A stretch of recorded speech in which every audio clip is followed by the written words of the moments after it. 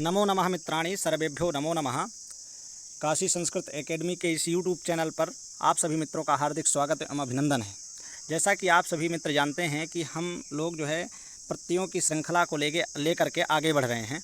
तो इसी प्रत्ययों की श्रृंखला में हम लोगों ने कल प्रथम वीडियो को अपलोड किया था। तो प्रथम वीडियो में मैंने आप लोगों को पढ़ाया था तव्यत, तव्यत और अनीयर प्रत्यय जो कृत्य प्रत्ययों के अंतर्गत आते हैं। तो कृत्य प्रत्यय मैंने आप लोगों को बताया था 7 होते हैं और उन 7 प्रत्ययों में से मैंने तव्यत, तव्यत और अनीयर प्रत्ययों की चर्चा आप लोगों के समक्ष की थी, आप लोगों के साथ किया था। ठीक है, तो अब आगे बढ़ते हैं। आगे की कड़ी में हम कुछ और प्रत्ययों को देखें तो जो पूर्व ज्ञान है हमारा और कुछ चीज़ें जो छूट गई थी मैं आप लोगों को वो चीज़ें बता दूँ। देखिए, ये हम लोग जानते हैं, मैंने आप लोगों को कल ही बतला दिया था कि जो तव्य और तव्यत और अनीयर इत्यादि प्रत्यय होते हैं अथवा जो भी कृत्य प्रत्यय होते हैं तो ये कृत्य प्रत्यय किस अर्थ मतलब कौन से वाच्य में होंगे, या तो भाववाच्य में होंगे या तो कर्मवाच्य में होंगे। मतलब भाववाच्य और कर्मवाच्य में ही ये आपके प्रत्यय होते हैं। ये प्रत्यय चाहिए और योग्य अर्थों में भी होते हैं, मतलब इसी में होते हैं, योग्य अर्थ में और चाहिए के अर्थ में ये प्रयोग किए जाते हैं।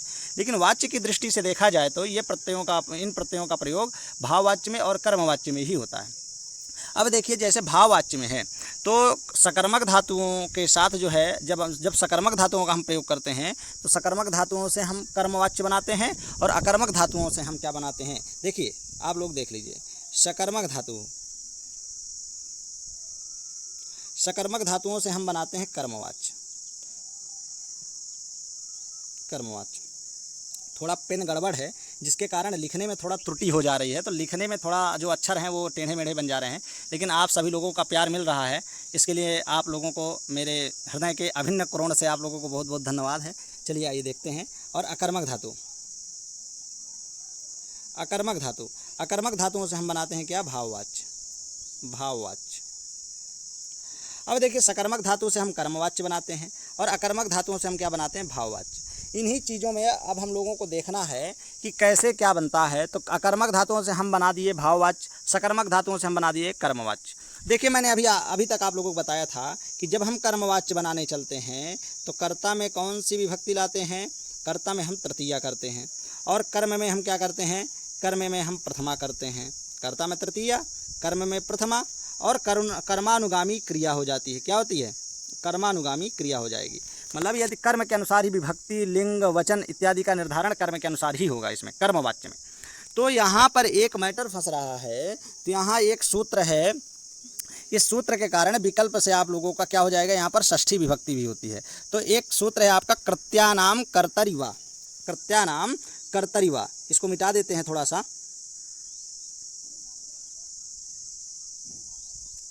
एक सूत्र है आपका कृत्यानाम कर्तरिवा, जिसके कारण क्या हो जाएगा, जो आप लोगों का ये अभी आप लोगों ने क्या किया था, इसमें करते थे आप कर्ता में जो है तृतीया विभक्ति कर देते थे।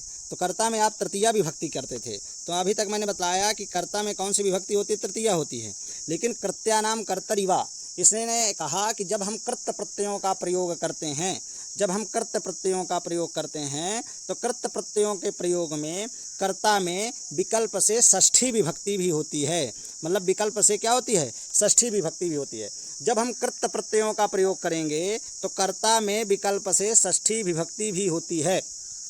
मतलब जब षष्ठी विभक्ति नहीं होगी तो जब षष्ठी विभक्ति होगी तब षष्ठी विभक्ति का प्रयोग करेंगे। जब षष्ठी विभक्ति नहीं होगी तो कर्तिकरणे कर्ता बहुलम, इस सूत्र से क्या हो जाएगा, तो कर्ता में तृतीया हो जाएगी।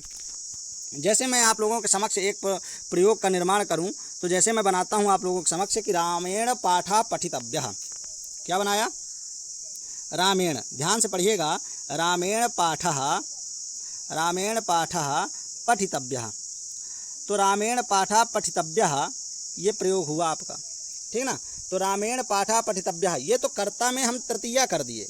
कर्ता में क्या कर दिए, तृतीया कर दिए। और तृतीया के बाद ये कर्म में हम प्रथमा कर दिए और कर्मानुगामी हम क्रिया कर दिए। ठीक है, कर्मानुगामी हम क्या कर दिए, क्रिया कर दिए। लेकिन जब कर्ता में तृतीया विभक्ति का प्रयोग नहीं होगा तब कौन सी विभक्ति आएगी, तो कहते जब कर्ता में तृतीया विभक्ति नहीं होगी तब कर्ता में आप क्या करेंगे, कौन सी विभक्ति करेंगे, षष्ठी विभक्ति का प्रयोग करेंगे। तब कर्ता में आप किसका प्रयोग करेंगे, षष्ठी विभक्ति का। तो जब इसमें तृतीया विभक्ति नहीं होगी तो कैसे बनेगा, जैसे तो यहाँ पर क्या हो जाएगा, षष्ठी विभक्ति हो जाएगी। अर्थात कौन सा, रामस्य, क्या हो जाएगा, रामस्य पाठः पठितव्यः, रामस्य पाठः पठितव्यः। पठितव्यः, ठीक ना। तो यहाँ पर देखिए तव्यत प्रत्यय हुआ है, तो रामस्य पाठा पठितव्यः, रामेण पाठा पठितव्यः, दोनों अनुवाद सही हैं, ठीक ना, दोनों अनुवाद सही हैं। जब तृतीया विभक्ति नहीं होगी तब षष्ठी विभक्ति हो जाएगी, लेकिन इतना याद रखिएगा कृत्य प्रत्ययों में ही, किसमें, कृत्य प्रत्ययों में, कृत्यानाम कर्तरिवा, कृत्यानाम एक सूत्र है, कौन सा, कृत्यानाम कर्तरिवा, कर्तरी हुआ, थोड़ा पेन गड़बड़ है तो बढ़िया से बन नहीं पा रहा है, कृत्यानाम कर्तरिवा, ठीक ना। तो कृत्यानाम कर्तरिवा ये आपका एक सूत्र है, इसके कारण क्या हो जाता है, कृत्य प्रत्यांत जो शब्द हैं, कृत्य प्रत्यांत जो शब्द हैं, उन कृत्य प्रत्यांतों से विकल्प से क्या होती है, षष्ठी विभक्ति होती। तो ये कृत्य प्रत्यांत शब्द है, कर्ता प्रत्यांत शब्द है कि नहीं है, बिल्कुल है। तो इसके योग में कर्ता में हम क्या करेंगे, तृतीया विभक्ति भी करेंगे और षष्ठी विभक्ति करेंगे, तो विकल्प से षष्ठी विभक्ति हो जाती है। तो विकल्प से जब षष्ठी विभक्ति हो जाएगी तो जब तृतीया नहीं होगी तब षष्ठी हो जाएगी, और जब षष्ठी नहीं होगी तब तृतीया हो जाएगी। इस प्रकार से आप लोगों का दोनों प्रयोग बनेंगे, रामेण पाठा पठितव्यः, अथवा चाहे कहिए रामस्य पाठा पठितव्यः, चाहे रामेण पाठा पठितव्यः, दोनों प्रयोग ऐसे ही बन जाएंगे। तो यही थोड़ी सी इंपॉर्टेंट चीज़ थी जो आप लोगों को बतानी थी। आप लोग समझ गए होंगे मेरे कथनानुसार कि कृत्यानाम कर्तरिवा, इस सूत्र के बल से क्या होता है, ये सूत्र कहता है कि कृत्य प्रत्यांतों के प्रयोग में कर्ता से विकल्प में षष्ठी विभक्ति होती है। कर्ता में क्या होता है, विकल्प से षष्ठी विभक्ति होती है, अर्थात जब षष्ठी विभक्ति नहीं होगी तब क्या हो जाएगा, कर्तृकरणयोस् तृतीया से तृतीया विभक्ति हो जाएगी, अथवा ये भी हो जाएगा। तो कभी भी आप लोगों में प्रयोग आ जाए, देखिए अशुद्धि परिमार्जन के लिए आ जाता है, जो शिक्षा शास्त्र इत्यादि का होगा ना तो उसमें आ सकता है। तो रामस्य पाठा पठितव्यः ये भी प्रयोग सही है, रामेण पाठा पठितव्यः ये भी प्रयोग सही है, दोनों प्रयोग सही हैं, इसलिए कभी आप लोग गलत मत कर दीजिएगा, ठीक ना। कृत्यानाम कर्तरिवा, चलिए बहुत सुंदर। तो अब आगे हम लोग बढ़ते हैं यत प्रत्यय की ओर। कहाँ पर चलते हैं, यत प्रत्यय की ओर चलते हैं। इसको एक बार मिटा देते हैं, फिर हम लोग यत प्रत्यय को पढ़ेंगे, ठीक है। आइए यत प्रत्यय को हम लोग पढ़ेंगे। तो देखिए ये कर्तृ प्रत्ययों की श्रृंखला चल रही है। तो मैंने कल आप लोगों को बताया था तव्यत प्रत्यय, तव्य प्रत्यय और अनियर प्रत्यय, ठीक है ना। तो आज हम प्रत्ययों, उसी प्रत्ययों की श्रृंखला में, क्योंकि कर्तृ प्रत्ययों की संख्या कितनी होती है, मैं आप लोगों को दोहरा दूं फिर से कि कर्तृ प्रत्ययों की संख्या होती है 7। इन्हीं कर्तृ प्रत्ययों की श्रृंखला में हम लोग आज पढ़ेंगे यत प्रत्यय को। किसको, यत प्रत्यय को। तो यत प्रत्यय को आज हम लोगों को पढ़ना है कि यत प्रत्यय कैसे होगा और कहाँ कहाँ पर होगा। यत प्रत्यय से जितने भी क्वेश्चन बनेंगे, यत प्रत्ययों से जितने भी क्वेश्चन बनेंगे, सब क्वेश्चनों को आप लोग सॉल्व कर आएंगे, इतना मेरा पूर्ण विश्वास है। मैं जैसे पढ़ाऊँगा आप लोग जो है क्या करेंगे, जब प्रत्ययों को पढ़ेंगे तो कापी पेन लेकर बैठ जाएंगे और जितनी चीज़ें मैं बताऊँगा सभी चीज़ों को आप नोट करिएगा। फिर जब परीक्षा देकर आइएगा तब बतलाइएगा कि क्या आपसे कितना भी अंदर घुस करके क्वेश्चन पूछेगा वो आपको मात नहीं दे पाएगा, इतना मैं आप लोगों को विश्वास दिला दूं। इसलिए जितना मैं पढ़ाऊंगा, जैसे मैं पढ़ाऊंगा उसको आप लोग समझ करके अपने कॉपी में नोट जरूर करते रहिएगा। आइए यत प्रत्यय की ओर चलते हैं। तो यत प्रत्यय का विधान कौन करता है, आपका प्रथम सूत्र है क्या, अचोयत। अचोयत एक सूत्र है आप लोगों का जो यत प्रत्यय का विधान करता है, ठीक है ना। अचोयत यह सूत्र है जो कि यत प्रत्ययों का विधान करता है, यत प्रत्यय का विधान करता है।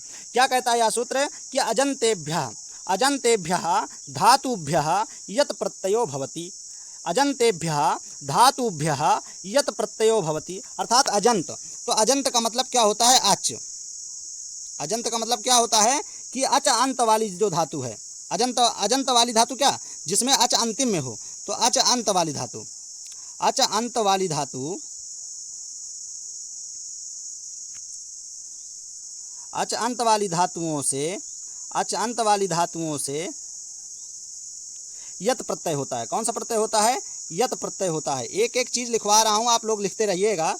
अच अंत वाली धातुओं से यत प्रत्यय होता है। कौन सा प्रत्यय होता है, यत प्रत्यय होता है, ठीक है ना। थोड़ा पेन गड़बड़ है जिसके कारण थोड़ा राइटिंग नहीं बन पा रही है, इसमें से अक्षर टेढ़े हो जा रहे हैं क्योंकि ये पेन जो है थोड़ा सा गुलगुल टाइप का है, इधर आगे से प्रत्यय होता है।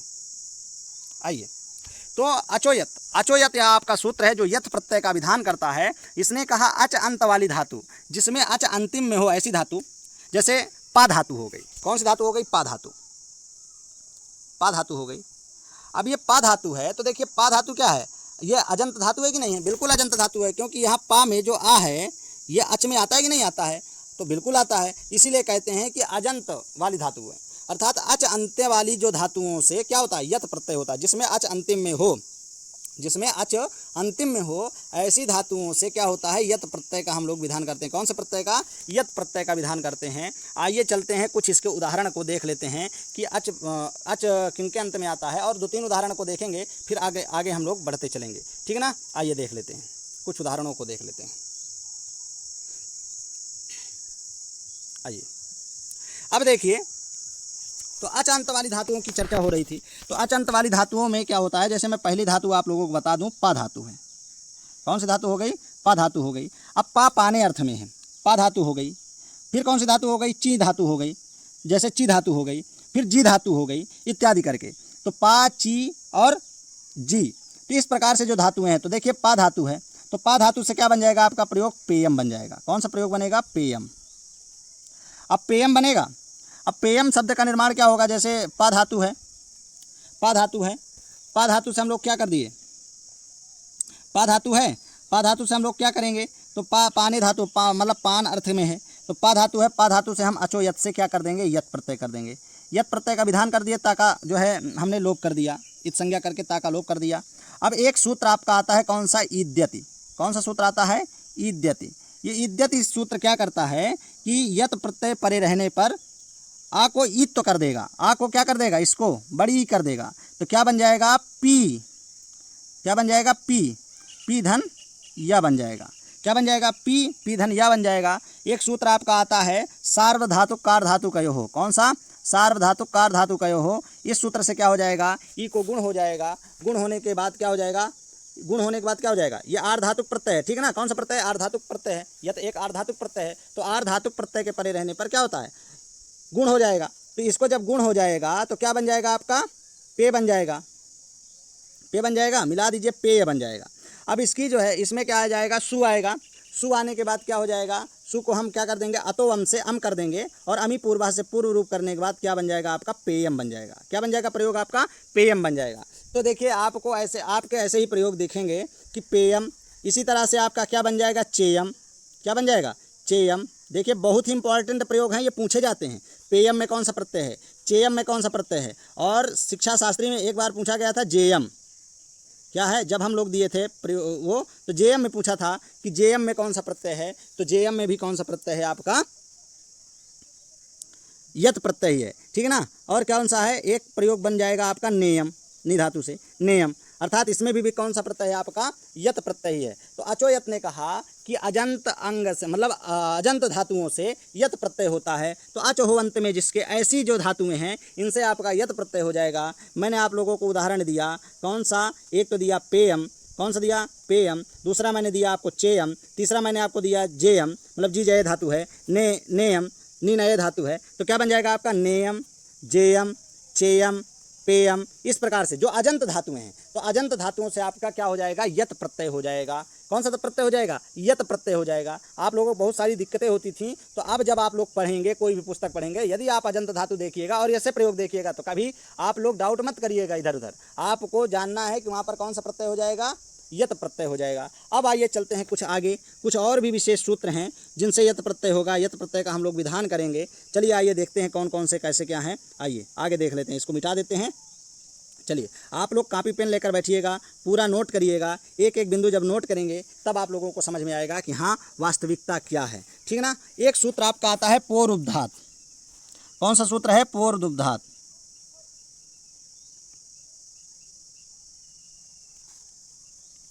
पोरुब्धात।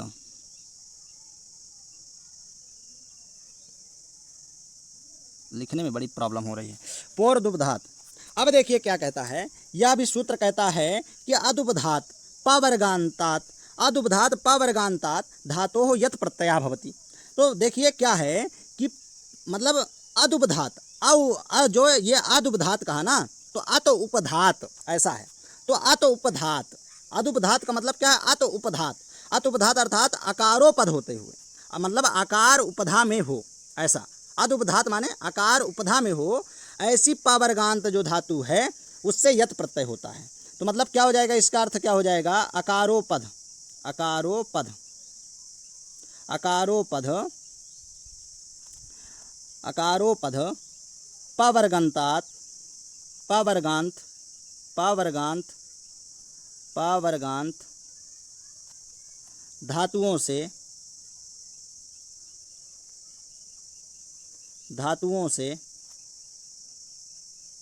पावर्गांत धातुओं से यत प्रत्यय होता है। कौन सा प्रत्यय होता है? यत प्रत्यय होता है।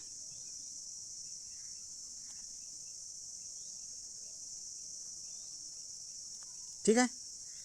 तो हमने आप लोगों को बताया कि पोरुदुब्धात, पोरुदुब्धात का मतलब क्या हुआ कि अकारोपद माने अदुब्धात पावर्गंतात धातोः यत प्रत्ययः भवति। माने अकारोपद माने आकार हो उपधा में, ऐसी धातु जिसमें आकार उपधा में हो और पावर्गांत हो। पावर्गांत माने पावर्ग माने पा फा बा भा मा, जो पांचों वर्ण आएंगे आपके पा फा इत्यादि करके, पा फा बा भा मा इत्यादि जो आएंगे ये आपके क्या हो जाएंगे? ये पावर्गांत। तो पावर्गांत आकार उपधा में हो और पावर्गांत हो, ऐसी धातु से आपका यत प्रत्यय का विधान होता है। कौन सा विधान होता है? यत प्रत्यय का विधान होता है। आइए कुछ इसके भी उदाहरण देख लेते हैं। कैसे हैं? इसको मिटा देते हैं, आप लोग नोट करते रहिएगा, ठीक है। आइए देखते हैं इसके भी उदाहरण, एक बार देख लेते हैं कैसे होंगे। इसके भी उदाहरण थोड़ा सा देख लेते हैं। तो कौन सी धातु है? जैसे सप धातु है, सप आक्रोशे धातु है, ठीक ना। तो सप धातु है, समझिएगा इसमें कैसे अवर्गा मतलब आकारोपद कैसे है। ये सप धातु है। मैंने आप लोगों को बतलाया कि अकारोपद और पावर्गांत धातु होनी चाहिए। तो आकार उपधा में कैसे हो? उपधा क्या होता है? तो उपधा संज्ञा किसकी होती है? तो आपका एक सूत्र आता है अलो अंत्यात पूर्व उपधा। तो अंतिम अल से पूर्व वाले आकार की मतलब अंतिम वर्ण से जो अंतिम अल है उससे पूर्व की क्या होती है? उपधा संज्ञा होती है। तो अंतिम जो है अंतिम अल से जो पूर्व वाला अवर्ण है उसकी क्या हो जाएगी? उपधा संज्ञा हो जाएगी। तो अंतिम अल में क्या आता है आपका? सा, बिल्कुल सा है। अंतिम अल क्या हुआ? सा। अब देखिए इस सा में जो आपका तालव्य सकार है, इस तालव्य सकार में क्या आ छुपा है? बिल्कुल छुपा है। ये तालव्य सकार के आ में ये जो आ है तो अंतिम अल से पूर्व हुआ, बिल्कुल हुआ। तो इसी आ की क्या हो जाएगी? उपधा संज्ञा हो जाएगी। क्या हो जाएगी? उपधा संज्ञा हो जाएगी। तो अकारोपद मिला कि नहीं? इस धातु में आकार उपधा में है कि नहीं? बिल्कुल है। अकारोपद पावर्गांत धातु है, बिल्कुल पा वर्ग में पा आता है कि नहीं आता है? बिल्कुल आता है। तो देखिए इस सप में जो सकार उत्तरवर्ती आकार है वो उपधा हो गया, उसकी उपधा संज्ञा हो गई, और पा वर्ग भी अंतिम में है, इसलिए सकारोपद पावर्गांतात धातु मिल गई यहाँ पर। इसलिए इससे क्या हो जाएगा? सप धातु से हम यत प्रत्यय का क्या कर देंगे? विधान कर देंगे। यत प्रत्यय का क्या कर देंगे? विधान कर देंगे। तो सप धातु से यत प्रत्यय का विधान हो गया। तो इससे क्या हो जाएगा? यत प्रत्यय का विधान हुआ तो आपका क्या प्रयोग बन जाएगा? सप्यम। क्या बन जाएगा प्रयोग? सप्यम। इसकी इत संज्ञा हो जाएगी, सप्य बनेगा, सु आएगा, आम हो जाएगा, अमी पूर्वा से पूर्व रूप हो जाएगा। क्या बन जाएगा आपका प्रयोग? सप्यम। सप्यम बन गया। उसके बाद और भी एक दो प्रयोग देख लेते हैं। तो सप्यम भी कभी आपसे पूछे तो कौन सा प्रत्यय हुआ? यत प्रत्यय हुआ। ध्यान दीजिएगा। जप्यम, पूरा नोट करते रहिएगा, एक एक उदाहरण बहुत अच्छी तरीके से समझा रहा हूँ। जप्यम। अब देखिए जप्यम में जप्यम भी बन गया। उसके बाद क्या हो गया? लभ्यम। क्या हो गया? लभ्यम। यहाँ पर जप धातु, यहाँ पर क्या हो जाएगा? लभ्यम। लभ धातु है तो लभ धातु है तो देखिए यहाँ पर भा भी जो है क्या हो जाएगा? पावर्गांत है, बिल्कुल है। ला में जो आ है इसकी उपधा संज्ञा हो जाएगी। तो यही है लभ धातु से, जप धातु से, शप धातु से आपका क्या बन गया? सप्यम, जप्यम, लभ्यम इत्यादि आपके प्रयोग बन जाएंगे। तो यही है अकारोपद। कौन सा? अकारोपद पावर्गांत धातुओं से क्या होता है आपका? यत प्रत्यय का विधान होता है। तो सप्यम, जप्यम, लभ्यम इत्यादि आप लोगों का क्या बन जाएगा? प्रयोग बन जाएगा। ठीक है, आगे आइए, आगे बढ़ते हैं। तो कुछ अन्य प्रयोग भी देखते हैं, और भी इत्यादि और सूत्रों से भी होते हैं। तो देखिए जो जो चीज़ें इंपॉर्टेंट है, जहाँ जहाँ भी प्रयोग बनते हैं, ये नहीं कि हम लोग ने चेयम पढ़ लिया तो चेयम पढ़ने मात्र से यत प्रत्यय समाप्त हो गया। अब देखिए कभी ऐसा भी आ जाएगा तो इसमें भी आपको समझना होगा, ठीक है ना। अब आगे आइए, इसको मिटाते हैं और अगले सूत्र को भी देखते हैं, और किस सूत्र से भी यत प्रत्यय का विधान हो सकेगा, इन चीज़ों को भी देख लेते हैं, और कहाँ कहाँ भी यत प्रत्यय का विधान होता है उनको भी देख लेते हैं। आइए देखते हैं। तो आपका एक प्रयोग आता है, एक सूत्र आता है कौन सा? सखी सहोश्च। एक सूत्र है आपका कौन सा? सखी सहोश्च। ठीक है, सखी सहोश्च। तो ये सूत्र है। इसने कहा कि सखी और सा धातुभ्याम, शकी और सा धातुभ्याम यत प्रत्यया भवति।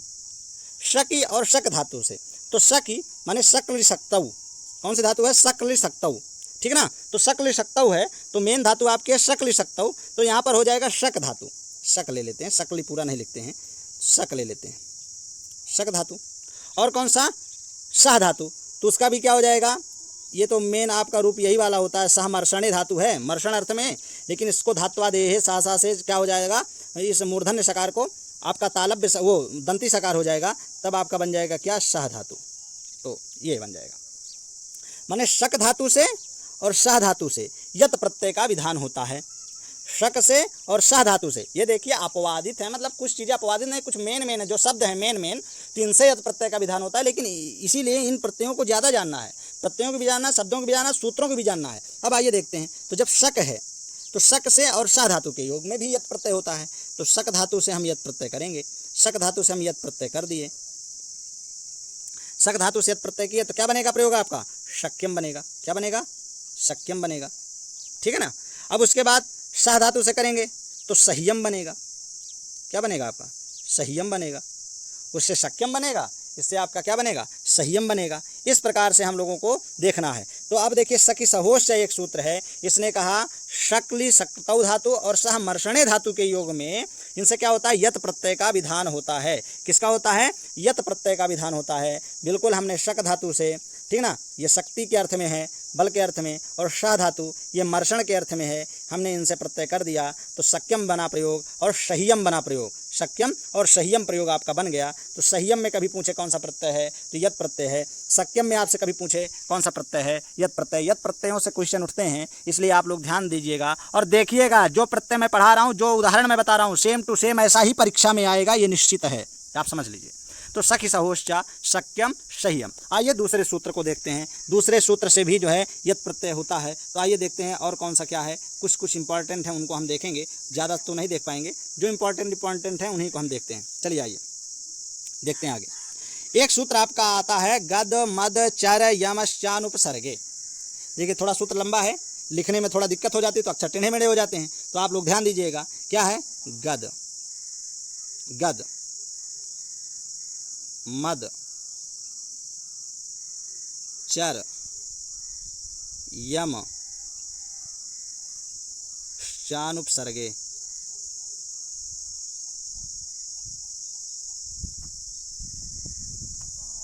शानुपसर्गे, यह आपका सूत्र है, ठीक है ना।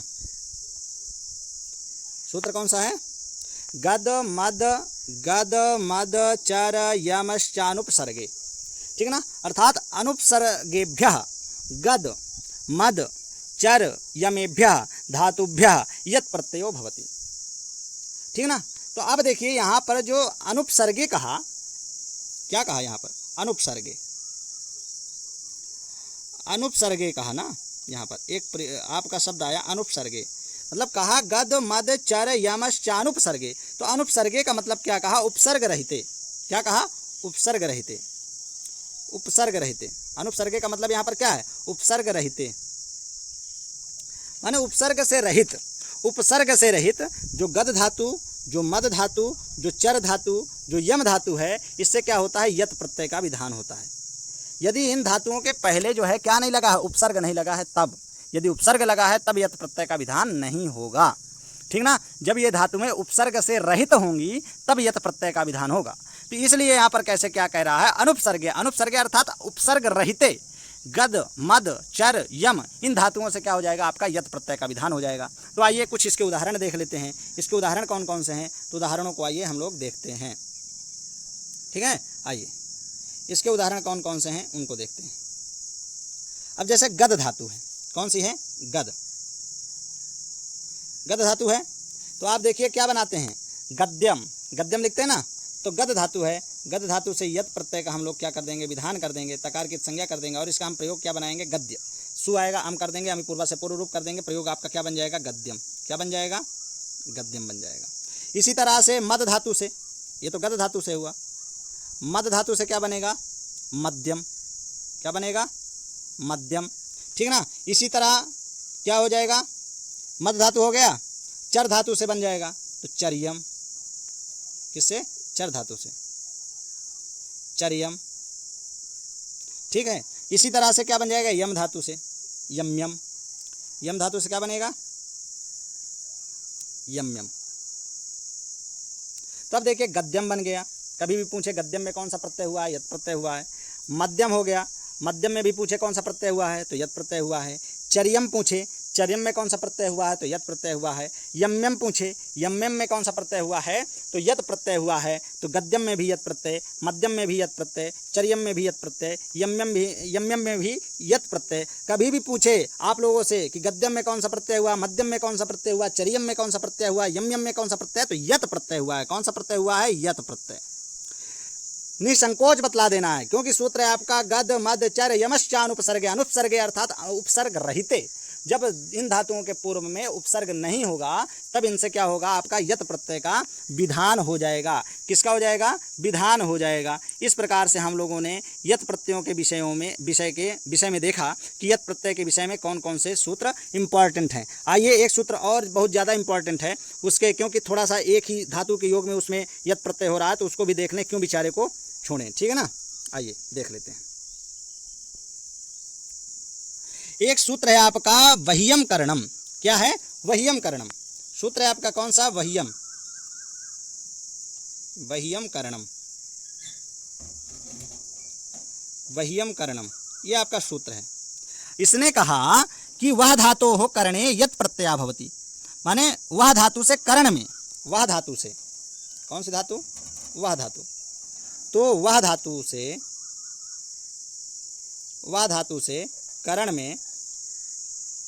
कर्ण में यत् प्रत्यय होता है। कौन सा प्रत्यय होता है? यत् प्रत्यय होता है। ठीक है? यत् प्रत्यय होता है। वह धातु से कर्ण में यत् प्रत्यय होता है। तो वह धातु है, तो वह धातु से कर्ण अर्थ में, तो कर्ण अर्थ में जैसे हो जाएगा वह्यम। क्या बनेगा प्रयोग आपका? वह्य।